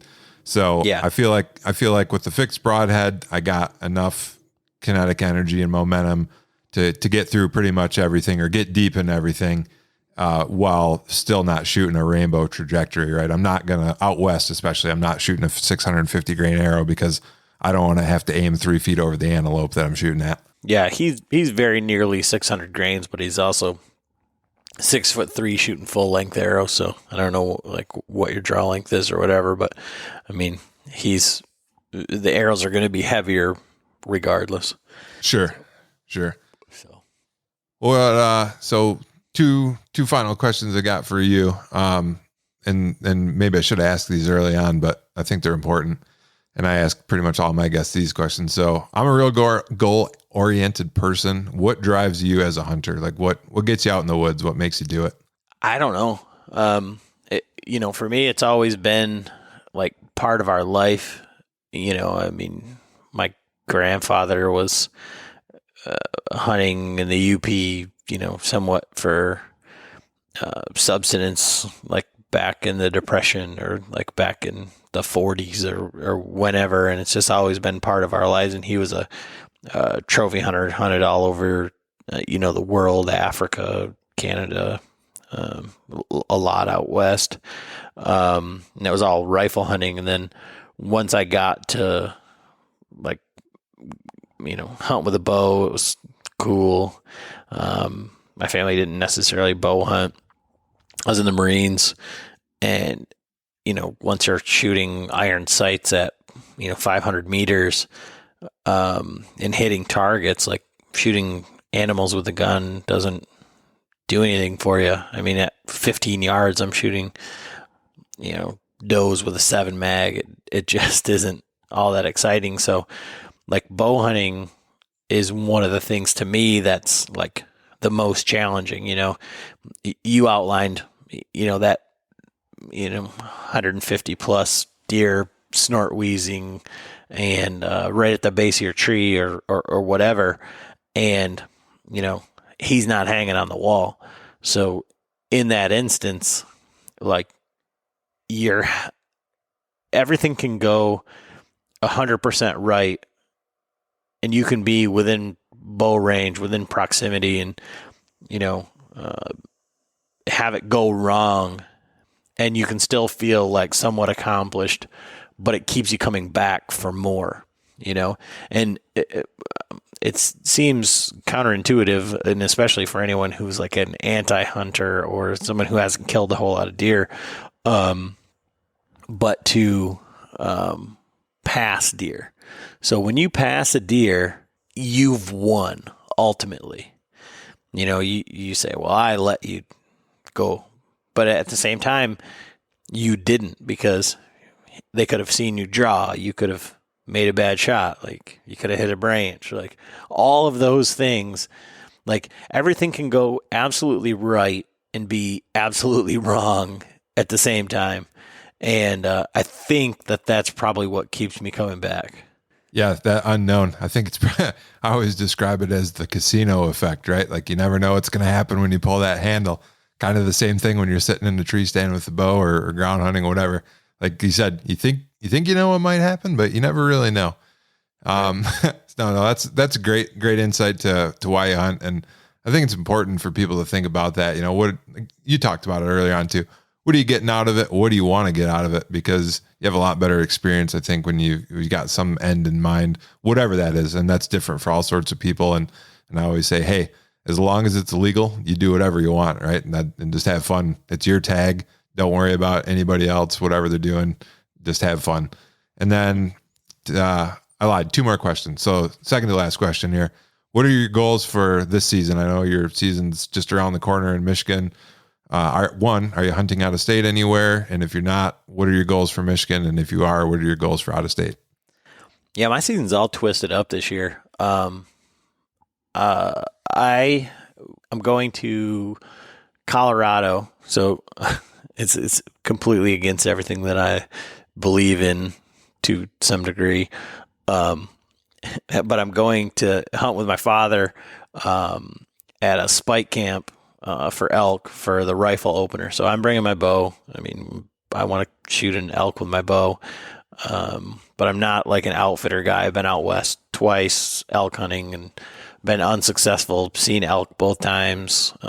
First year, 2018, we were into elk. I had an opportunity for a shot, but it was too far, too many variables on, a 300 plus bull, I would say. I mean, I'm not an elk scorer, but I've seen them. Real good bull though. I mean, so when I would say it was a 6x6 because it had whale tails, and when his head was up, bugling, his whale tails were touching like his hindquarters. So that's a good one. I mean, yeah, and it was at 60 yards, 62 yards.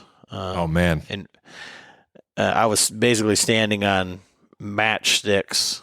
My partner was calling and all this stuff, and it's public land, Idaho. And I didn't feel comfortable from that position making that shot, and to add to it, like there was maybe a 1 to 2 foot window that I had to shoot through that was about 30 yards in front of me. So you talked about that rainbow effect. Like I have a fairly flat shooting setup, but at the same time, I don't know where that arrow was going to go, to fall right between there, halfway between me and the elk. So I just didn't feel comfortable making the shot. But yeah, so going out there, doing a spike camp, but hunting with my father, which I've not done out west. And he hunted out there with, his dad, not the same camp and all that stuff, but, and it's a spike camp. So I feel a little bit better. Like it's a little bit more of me and just going out there. So, but that's October 16th is when that season starts. So I'm leaving here the 14th. So it's going to be real weird to hunt whitetails and then go hunt elk and then come back to hunt whitetails, kind of in the prime.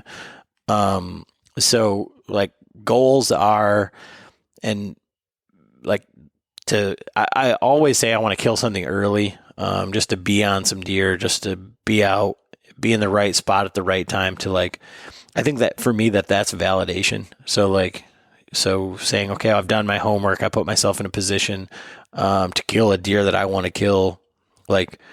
in the first week or like, first couple sits, for me makes it a validation of me being in the right spot at the right time and being able to put all the pieces together. Now that's not always true, because it was the first or second sit that I killed the 100-inch deer in Michigan last year, and it felt very false because it wasn't like my spot. I just went to a spot where I knew there was deer. Yeah, we went in there and scouted. My father-in-law missed a deer in there opening day. His buddy tagged out on 2 bucks there opening day. Not the same tree, just the same area, but it just didn't feel like my thing. But you talk about like times a year, everything, like I've got that spot that I've been scouting, like in the rut, I know the dates that are going to be hot. So to go in there and even to be in the game, will validate it. Like I don't know exactly where to sit. It's going to be kind of like changing on the fly. And then last year, mid-November, I was at full draw on maybe Pope and young deer, probably 115, 120, 125, right in there. Last year during the rut, and I could have shot him at 30 yards. And just because of my setup wasn't great,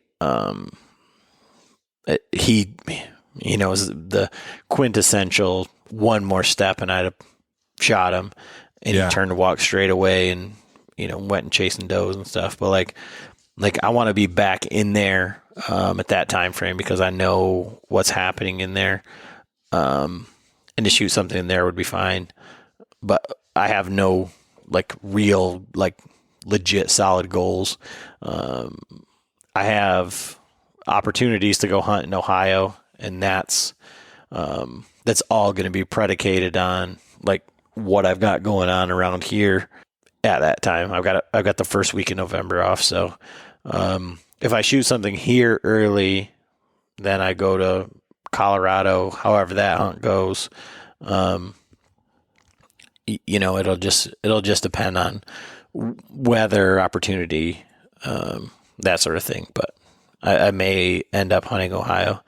But like I said, my goals are like to just 100% like stay in my lane, have fun, go out, try and push myself. And, I don't have, Dagger and Fred and all these deer like penned up where I'm like, man, if I could just get him, like I got him on a pattern, but yeah, it's not like that.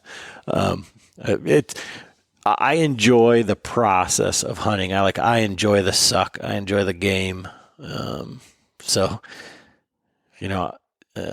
shoot a deer with my bow and get an opportunity at an elk would be phenomenal. Sounds like super goals to me. And it's stuff that I can relate to, like my discussion earlier. Definitely stuff I can relate to. Have fun, stay in your lane. That all jives with what I'm doing.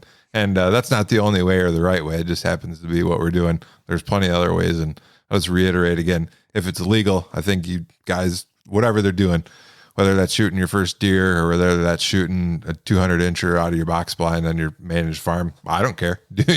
Whatever. I gotta disagree there though. Just on a sense of like, if you're not having fun, then you're doing it wrong.